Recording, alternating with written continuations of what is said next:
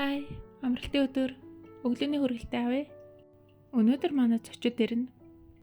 Тийм болохоор арай их хүн савсан. Тэгээд бас оройн хоолоо гараа гаргаж хийх хэрэгтэй. Амттай их хоол хийх хэрэгтэй. Орой зочид ирэх үеэр би бичлэг хийхгүй шүү заа. Хүмүүс урьчаад тэгээд юм л уцаа гаргаж ирээл бичлэг хийгээд байвал тухгүй санагдана, бие барина. Тийм юм ч өнөөдрийн бичлэгийг зүгээр ширээ засч хоол хийнгээ. Сонь сайхнаа яриа за. Тэгээ яг ярих гэсэн чинь сонь сайхан байхгүй. Юу ярих мэдгүй байна. Анкетын нөгөө нэг дээр нэг ихчтэй жаал сонь сайхнаа ярьсан. Тэгсэн чинь тэр ихчтэй ярьсан нэг яриа надад маргааш нэг өдөр нь бодогцсон. Тэрийг яриа за. Тэр ихч болохоор Монгол тэгээд 50 гаруй за бараг 60 гарсан болов. Тийм насны эмэгтэй. Тэгээ битээр жаал ингийн сэдв ярьж агаад за юу ярьж байгаа ч үлээ тэр ихч тэгсэн чи үг оройтдгүй маа гэдгийг хэлсэн байхгүй юу. Тэгэд би үг хараа оройтд юм биш үү гэдгсэн чи үгүй тэр тусмаа өөр үзэл бодолтой байгаагаа шүүмжлэх өнгө аястай үгүй нэг удаадаа чимээг өнгөрөөгөөд дараагийнх дээрээ илүү зөөлнөөр тэгж хэлэх нь илүү үр дүнтэй байдیں۔ Гэт нэг тийм утга хэлсэн байхгүй юу. Тэгээ тэр үн ер нь миний яг үзэл бодолтой огтонч нийцдэггүй юм. Ер нь үг л оройтд юм шиг надад санагдаад тий. Ер нь тэгэл зарим хүмүүс хэлээд үстэй. Ер нь юу юунаас илүү тухайн үе тэгээд хэлчихгүй явдаа л гэж харамсдаг энтергээл. Тэгсэн чинь тэр ихч болохоор үгүй наадах чинь болохоор илүү сайхан үгийг тухайн үедээ амжаад хэлэх мань явдаа гэсэн хүмүүсээ голцоо харамсал байдаг баг. Тэгэхээс биш сөрөг шүүмжлэлтэй зүйлийг нэг удаадаа илүү зөөлнөөр төвчээртэйгээр өнгөрөөчих нь бараг илүү үр дүн авчираад идэв гэдгийгс махгүй. Тэнгүүд нь тэр нь бас жоохон өөр санагдаад ер нь тэгээд сөрөг зүйлийг шүүмжийг хүн яах гэж хэлдэг үлээ дээ. Тэрийг засгаж залруулах гэж хэлдэг багт чинь тэр чинь хүлээгдээд байх шаардлага байхгүй шүү дээ. Эртхэн хэлж засах тусмаа л эртхэн зөв эерэг үр дүнд хүрэх магадaltaй шүү дээ. Тэгсэн чинь тэр их чинаас тэгэл залуудаа айгуу тийм нэг өөртөө омглон эзэмсэн мэрэгжил чадвартай эзэн нь болсон илүү хурц шүүмжит өнцгтэй. Тэгэд одоо ийм л стандарттай штэ. Ийм л дүрм журамтай штэ гэд ингээд маш олон зүйлийг ийм хурц ширүүн дүрм журмын дагуу гэд бусдын амьдралд нөлөөлөх зүйлсийг хийжсэндээ одоо бас харамсдаг гэж байгаа байхгүй юу. Тэгэд яг нийгэм дээр ингээл амьдралын олон сайтай муутай зүйлийг үзэхээр тэр битгий хэл шудраг бус зүйл нийгэмд байсаар байхад хэд тэгэж шатуурхаж бусдын амьдралд нөлөөлөх үйлдэл хийж байсандаа харамсдаг гэж байгаа байхгүй юу. Надад бол тэр нь харин ч эсэргээр шудраг үйлдэл. Тэгэд үнэхээр юм шудрагын төлөө зогсдог ирч хүч үнэхээр залуу наснд л гардаг бол тэр үедээ тэгээ гаргачих нь л хэрэгтэй үстэй. Нэгэнт л жоохон нас яваад илүү гүлийгөөд илүү зөөлөрчт юм бол залуу үедээ хийх ёстой зүйлээ ааг омгороо сэтгэл мэдрэмжээрээ дүрм стандартаараа хийчих нь л зөв юм шиг санагддаг. Тэгээ надад юу нэг анзаараад байхад настай хүмүүс аль хэдийн ажлын туршлагатай, амьдралын туршлагатай, мэрэгжил салбартаа өөрийн орон зайг үлдээч гэсэн хүмүүс харьцангуй нэг тийм зөөлөн жоохон мүлгэр өнцгтэй гэх юм уу. Яг тийм тогтсон өнцггүй аль нь ч зөвдөө гэсэн байдлаар ингээд нэг жоохон мүлээцсэн юм шиг санагдаад идэв.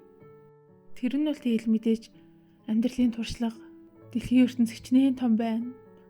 Хүн гэдэг хичнээн жижигхэн байна. Хорвоо ертөнцид нийгэмдэр шудраг бус зүйл оршсоор л үт юм байна гэдгийг олон дахин мэдээл ингээд автаад тахлаар яалтчгүй өнцгөн нарай зөөлрөөд одоо нэг бүрэн юм шиг харагддаг байж магадгүй гэж санагцсан. Тэгээ тэр их ч бас ярьж байгаа байхгүй юу. Би өөрөө залуу наснда гадаад дотоодод сурч боловсрч исэн. Тэгээд сургуулийн хурдан төгсөе. Хурдан Монголд очиж Монголоо хөгжүүлэе. Монголын хөгжил цэцэглэлд хувь нэмрээ оруулъя гэл асар юм хүчтэй дүүрэлцсэн ийм хүслээр Монголд очиж ажиллаж түүндээч хувийн амьдралаасаа илүү ач холбогдол өгч ингэж ажилласан. Одоо тэгээд үр хүүхдүүд маань бас том болоод гадаад дотоодод суралцж байна. Хүн болгон чанартай боловсрал авч эрүүл орчинд амьдрах хэрэгтэй. Би үр хүүхдээ заавал их орон руугаа яарад ах шаардлага байхгүй дээ. боломж болгон маш их үнэтэй байдаг. Аль болох наанаас сурч хөгжихийг ирмэлцгэж хэлдэг болсон гэтгэж байгаа байхгүй юу? Тэгэхээр бас тэгээд хүмүүс нас явахын хэрээр илүү зөөлөрч одоо мохож гэж хэлжүүл яадаг бол нэг тэгдэг юм шиг санагцсан. Гэтэ бас яг ингэ бодохоор одоо дэлхийд ноёлж байгаа, дэлхийг эргүүлж байгаа, дэлхийг самарч байгаа гэдэг байхгүй юу? Ер нь тэгээд том орны удирдагч нар хамгийн нэр нөлөө бүхий хүмүүс бүгдээрээ л тэгэл 70-80 настай хөгжчүүл байгаа сте. Гэхдээ яг энэ сэдвэр хятадуудын талаар бодохоор одоо залуу хүн болон ахмад насны хоорондын үзэл бодлын зөрүү, юмд хандах хандлага ухаан туршлагын зөрүү гэд хятадуудыг бодохоор бас айхтар зөрүү гардгүй юм шиг санагдаад ах юм. Монголд үл ялцчгүй арай ахмад нь илүү туршлагатай, залуучуудтай туршлагаа хуваалцахад тэрнийг ухаан, сургамж болж чаддаг бол хятадд нэг тийм бидэггүй маа. Хятад хөгжчүүл нь бас нэг ингээд залуучуудаас илүү давж гараад байхаар ухаантай санагддаггүй шүү дээ. Гэтэ яг ингээд одоо улсыг чирч яваа, альваны салбарын ахлах зүтгэлтнүүд нь одоо ингээд улсаа шагнал авж байгаа хүмүүс бүгдээрээ л тухайн салбартаа 40-50 жил ажилласан. Одоо дандаа юм настай хүмүүс идэв шүү дээ. Одоо зурагтаар тэр удирдагчдын бичлэг энэ төр гарахаар бүгдээрээ настай өндөр настай хүмүүс идэг. Гэтэ яг хөө тэд нар чинь бүр дэндүү цөөнх юм чам. Ялцчгүй улсаа төлөөлж, улсаа чирч яваа цөөнх хүмүүс. Амьдрал дээр дийлэнх тийм настай хүмүүс бол их залуучуудаас айхтар ухаантай байгаад сургамжилж чадаад байдаг нь айгүй ховроо. Одоо тэгэхэд ингээ яагаад үгийг харахаар Монголд ялцчгүй арай настай хүмүүс нь залуу үеийнхнээсээ илүү юмд юм бодит өнцгөр хардаг болсон. Нэг сэтгэлийн хөөрлөн дарагдсан илүү релист үзлээр ханддаг байлаа гэж бодоход хятадууд ч өөртөө бөөнөрөө релист, залуу ахтаа ч релист, хөгшрөөд ч релист. Тийм болохоор тэр хоёрын хооронд нэг ахтар зөрүү гардаггүй байхгүй юу? Залуу насны ааг омог, том мөрөөдөл, сэтгэлийн хөөрөл зориг гэсэн юм. Тийм залуучуудад харьцангуй бага байдаг. Илүүтэй нэг бодит нөхцөл өөрийн хүнжлийн хэрээр хүлээж ийх чадварч гэх юм уу, нэг тийм өргөд артагч гэх юм уу, юм хүсэж мөрөөд хэмжээнд хүртэл хязгаартай гэдгийг мэддэг болохоор илүү бодит шийдвэр гаргадаг шиг харагдаад байдیں۔ Тэгэхээс биш яг залуу хүн хэтэрхий тийм хязгаарлагмал сэтгүүтэй байх чинь бас нэг гоё биш ч гэсэн хятадд бол ялцчгүй амар тохироод идэв тэр үзэл нь.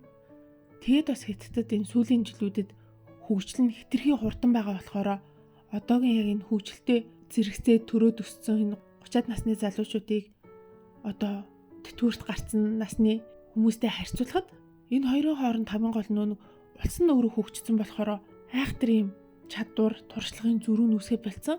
Бараг л сүүл дургасан ивэр дээр гихчээр залуучууд нь илүү мэдлэг чадвар, туршлагатай болцсон юм шиг санагдаад идэв.